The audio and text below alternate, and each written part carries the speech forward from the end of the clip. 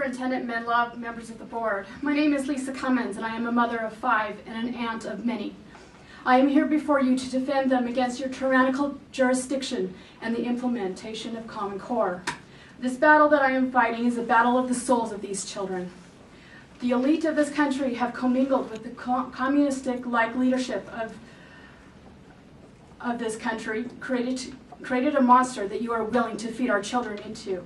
While the standards themselves are nothing to gawk at, the rest of the ugly package has gotten my undivided attention.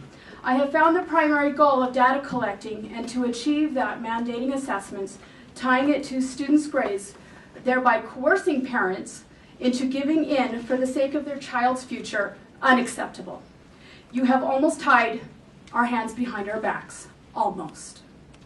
As far as informational texts go, nowhere in either the United States Constitution nor the Utah State Constitution does it say that pre-approved, categorically elected representatives on the State Board of Education have the authority to usurp parents' rights.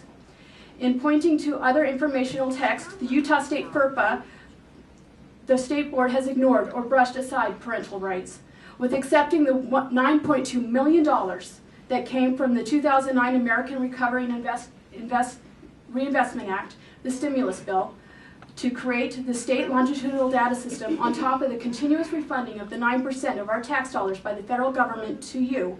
You have turned your allegiance to the federal expectations and ties instead of to the people of Utah who pay the rest of your budget.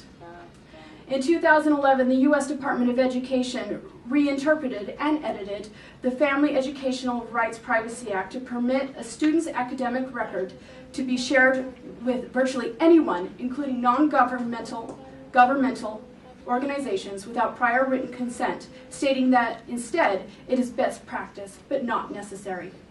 Rupert Murdoch, owner of the Amplify Education, estimates that K-12 education is $500 billion sector.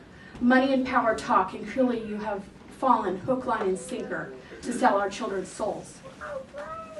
I demand the right to opt my children out of your state assessments without it affecting their final grades. I demand accountability and answers. I demand for local control to be given back to the parents and to the teachers.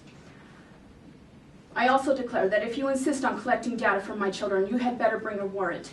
Otherwise, you indeed are violating Article 1, Section 14 of the Utah Constitution, stating the rights of the people to be secure in their persons, houses, papers, and effects against reasonable searches.